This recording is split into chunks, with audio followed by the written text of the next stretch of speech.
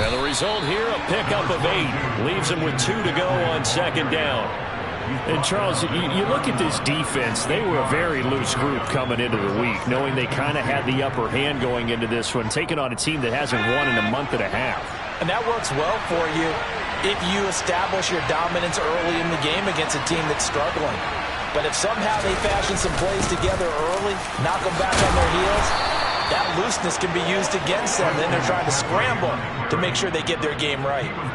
7 yards there and a first down. Now, look, that wasn't a huge gain, but those are the types of carries I think they were missing in their loss last week. They couldn't get him going on the ground. Did you get the same feeling I did during our meetings, that they kind of regretted that he didn't touch the ball? Absolutely. You know, hey, he should have touched it more last week. They weren't going to make that same mistake, and they've taken care of that early. So here's a 1st and 10 at the 38.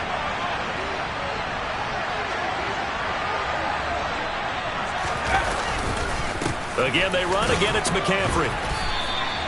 DeJuan Smoot there to bring him down.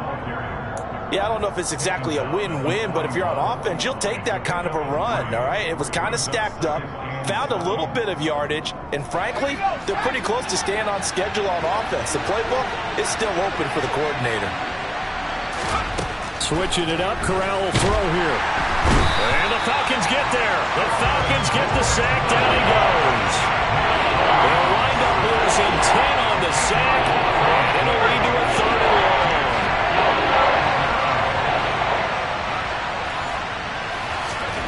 Third and long, Corral.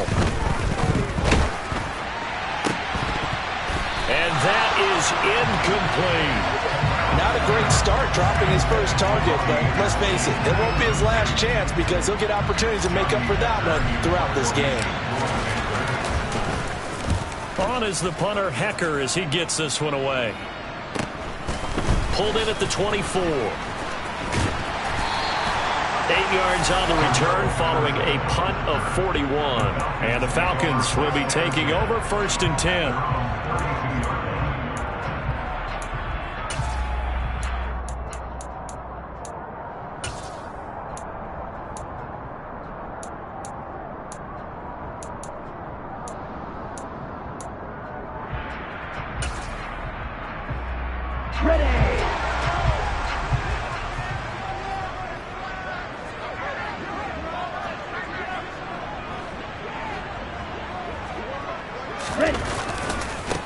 Now Patterson to start the drive. And not a whole lot of room to operate there on the first down run. He gets maybe 3. Well, the Falcons and Panthers, of course, division rivals, but it wasn't a great year for either offense last year, that's for sure. Look at the final numbers. The Falcons, they were 29th in the league in total yardage. The Panthers were 30th. Certainly both looking for an uptick here in 2022. Now with the play clock about to expire, we get a whistle and a timeout. They'll have 2 remaining as we step aside here in this first quarter. Ready, break. Blue, go. Ball red. Here's a 2nd and 7. Airing it out, looking for Ridley. And he knocks the ball away, and it falls incomplete. There is something to a game plan with trying to keep a defense honest. With a guy with that type of speed, you do so. Send him deep, try and throw some air under it, and hope you connect downfield. On that play, they were unsuccessful. They head to the line facing a 3rd and 7 following the incompletion on 2nd down. Black. Blue striker. Now back to throw. And that is incomplete. One thing that you're going to see from this offense is that they love the matchup with their wide receivers against this secondary.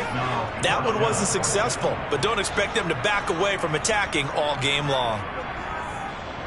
Now a man who did his collegiate punting just a couple hours from here in Clemson in South Carolina, Bradley Pinion to kick. Jamal Agnew is deep to return it. That'll be a 44-yard boot, just a yard on the return as he's covered up quickly. And the Panthers will take over now, 1st and 10.